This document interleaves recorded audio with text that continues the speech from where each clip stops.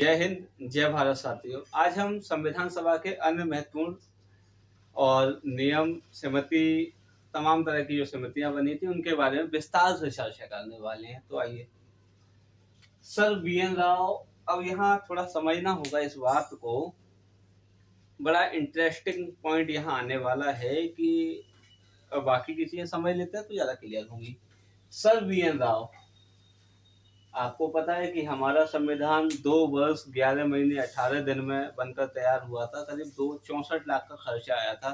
जो खर्चा था वो संविधान सभा के सदस्यों का वेतन था। उसमें संविधान सभा के जो सदस्य थे जिन्होंने विदेशी साहित्य को पढ़ा, विदेशी संविधानों को पढ़ा, वहाँ के विशेषज्ञों से जो मिले, वो सारा खर्च उसमें इंक्लूड था।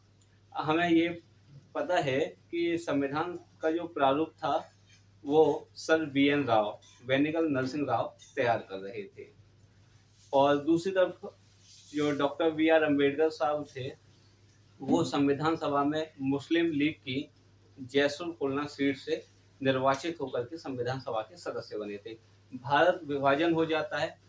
भारत विभाजन हो जाने के कारण जयसुल खुलना सीट पश्चिम उस समय तो पाकिस्तान में चली गई, वर्तमान में पश्चिम बंगाल के हिस्से में है।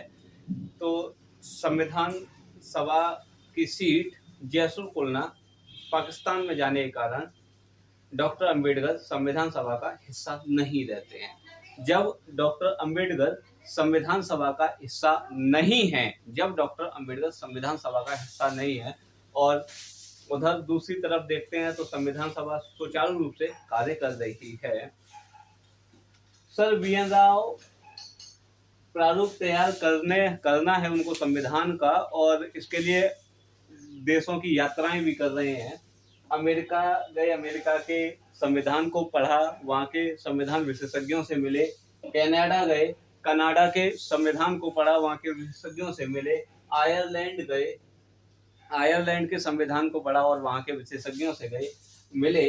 अब सर बी.एन. राव इंग्लैंड पहुंचते हैं और इंग्लैंड के संविधान को विशेषज्ञों से जब मिले पढ़ने के लिए, तो वहाँ कुछ था ही नहीं क्योंकि वो आलेखित संविधान है ब्रिटेन का। तो वहाँ के संविधान विशेषज्ञ उस समय थे सर आइवर जेनिक, एक बड़ा नाम था संविधान विशेषज्ञों में। सर आइवर जेनिक साहब से जब मिलते हैं तो आइवर जेनिक साहब ने सर बी.एन. राव से कहा कि आप संविधान के बारे में राय लेने के लिए हमारे पास आए हैं, जबकि आपके पास तो एक संविधान का बहुत बड़ा विशेषज्ञ है और शायद पूरी दुनिया में उसके बराबर कोई है भी नहीं। उन्होंने कहा कि कौन है वो? डॉक्टर अंबेडकर। जब ये बात सुनी तो सर बी.एन. राव तुरंत भारत वापस आते हैं और संविधान सभा के सभापति डॉक्टर राजेंद्र प्रसाद जी से कहते हैं कि मुझे सर आइवर जेनिक साहब ने सुझाव दिया है कि डॉक्टर अंबेडकर को दोबारा संविधान सभा का हिस्सा बनाना चाहिए। अब हिस्सा बनाना है तो इसका मतलब संविधान सभा का सदस्य होना है, यानी कहीं ना कहीं से निर्वाचित होता है, और निर्वाचित होने के लिए एक सीट को खाली कराया जाएगा जो थी M.R. Jacob, Mukund Roy Jacob साहब की। आइए, sir BN. Rao America, Canada, Ireland, England के देशों का दौरा करते हैं। तो दौरा में इंग्लैंड के संविधान विशेषज्ञ सर आइवर जेनिक साहब से मुलाकात होती है और उन्होंने के सुझाव पर डॉक्टर अंबेडकर बंगाल से संविधान सभा के सदस्य निर्वाचित हुए थे, परंतु भारत विभाजन के बाद डॉक्टर अंबेडकर का निर्वाचन क्षेत्र जयसुल खुलना पाकिस्तान में शामिल हो जाता है। क्लियर है? आपसे पूछ ले कि जयसुल खुलना वर्तमान में कहाँ है, तो वर्तमान में यह पश्चिम बंगाल में है। क्लियर है? पश्चिम बंगाल में है। भारत विभाजन के बाद डॉक्टर अंबेडकर संविधान सभा में M.R. मुकुंद रॉय जैकब द्वारा रिक्त किए गए स्थान बॉम्बे से संविधान सभा के सदस्य निर्वाचित हुए थे। Sir BN. राव ने संविधान पर विचार करने हेतु 29 अगस्त 1947 को 7 सदस्यों की प्रारूप समिति अर्थात मसौदा समिति या पांडुलिखन समिति का गठन किया था। आपसे पूछा जाता है प्रारूप समिति का गठन कब हुआ, तो प्रारूप समिति का गठन हुआ था 29 अगस्त 1947 को। लेकिन आपसे पूछा है कि प्रारूप समिति के अध्यक्ष डॉक्टर अम्बेडकर कब बने, तो डॉक्टर राजेंद्र प्रसाद द्वारा 30 अगस्त 1947 को डॉक्टर अंबेडकर को प्रारूप समिति का अध्यक्ष बनाया गया। प्रारूप समिति में 7 सदस्य थे। डॉक्टर बी आर अम्बेडकर जिसके अध्यक्ष हैं, चेयरपर्सन बोल सकते हैं। मोहम्मद सादुल्ला मुस्लिम लीग से थे। एक प्रश्न आपसे बन जाता है कि प्रारूप समिति में एकमात्र सदस्य जो मुस्लिम लीग से निर्वाचित होकर के आए थे, उनका नाम था मोहम्मद सादुल्ला। गोपाला स्वामी अयंगर, अल्लादी कृष्णा स्वामी अय्यर, के M Munshi, Kanhaiyalal Maneklal Munshi, DP Khetan, Devi Prasad Khetan, B L Mittal. अब यहाँ समझ लीजिएगा कि देवी प्रसाद खेतान, डीपी खेतान का निधन हो गया तो बीटी कृष्णामाचारी और बी एल मित्तल साहब ने इस्तीफा दिया, तो उनकी जगह माधव राव प्रारूप समिति के सदस्य बनते हैं। ये बात आपको समझ में आई होगी यहाँ तक। इसके बाद देखते हैं संविधान सभा में कुछ अन्य समितियां भी थी। अन्य समितियों में थोड़ा पढ़ लें। नियम समिति के अध्यक्ष थे डॉक्टर राजेंद्र प्रसाद, कार्य संचालन समिति के अध्यक्ष थे डॉक्टर राजेंद्र प्रसाद, झंडा समिति के अध्यक्ष थे डॉक्टर राजेंद्र प्रसाद। झंडा समिति को हम ad hoc committee on national flag भी कहते हैं। प्रारूप समिति के अध्यक्ष डॉक्टर बी आर अम्बेडकर साहब थे। मौलिक अधिकारों पर बनी उपसमिति के अध्यक्ष जेवी कृपलानी साहब थे। संघ शक्ति समिति के अध्यक्ष डॉक्टर पंडित जवाहरलाल नेहरू थे। संघ संविधान समिति के अध्यक्ष पंडित जवाहरलाल नेहरू थे। संविधान सभा के कार्यों पर बनी एक समिति थी जिसके अध्यक्ष जीवी मावलंकर साहब थे। ये थोड़ी सी बात रही। आगे पढ़ते हैं। देखिए संविधान सभा के कुछ कार्य थे। हम संविधान सभा के कार्यों को पढ़ें तो संविधान सभा ने संविधान का निर्माण तो किया ही, साथ में भारत में तत्कालीन सरकार को भी चलाया था। यानी कि संविधान सभा ने भारत में अंतरिम संसद का कार्य किया था। अंतरिम संसद का कार्य क्लियर है। संविधान सभा के 2 कार्य थे।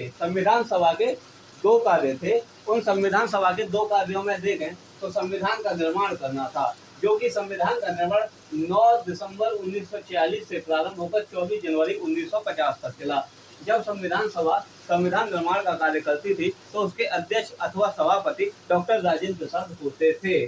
दूसरा, संविधान सभा ने अंतरिम संसद का कार्य भी किया था। अंतरिम संसद का कार्य 17 नवंबर 1947 से 17 अप्रैल 1952 तक चला। जब संविधान सभा अंतरिम संसद के रूप में कार्य कर रही थी, उस समय उसकी अध्यक्षता जीवी कृपलानी साहब करते थे। आगे हम देखते हैं संविधान सभा के सत्रों के बारे में। यहाँ से भी महत्वपूर्ण प्रश्न पूछे जाते हैं, तो याद रखिएगा कि संविधान सभा के कुल 12 सत्र हुए थे। संविधान सभा की जो अंतिम बैठक थी वो 24 जनवरी 1950 को हुई। 24 जनवरी 1950 को संविधान सभा की अंतिम बैठक होती है, तो इसी को हम 12वां सत्र कहते हैं।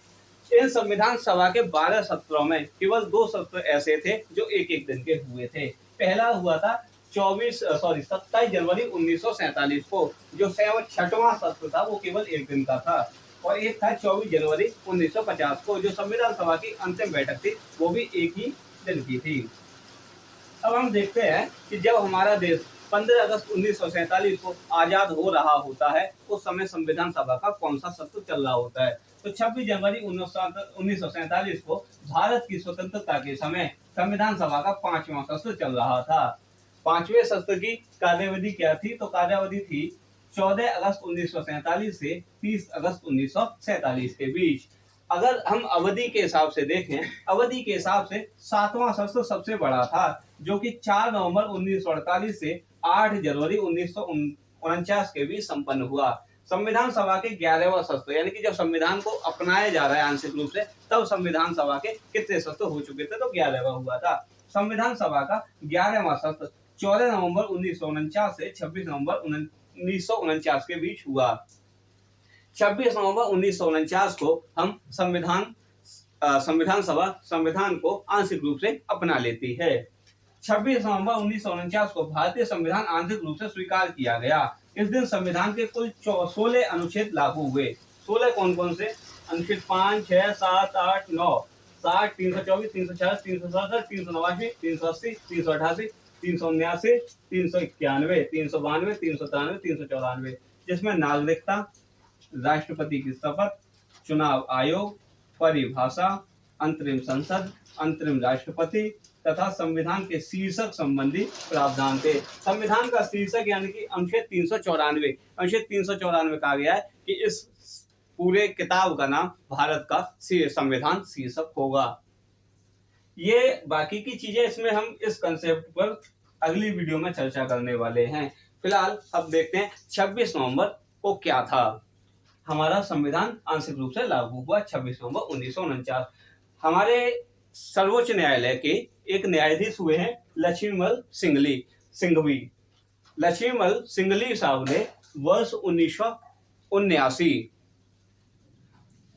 1979 में एक सुझाव दिया कि 26 जनवरी को विधि दिवस के रूप में मनाना चाहिए और वर्ष 1979 से हम 26 नवंबर को विधि दिवस के रूप में मनाने लगे और वर्ष 2015 से विधि दिवस को संविधान दिवस के रूप में मनाया जाता है।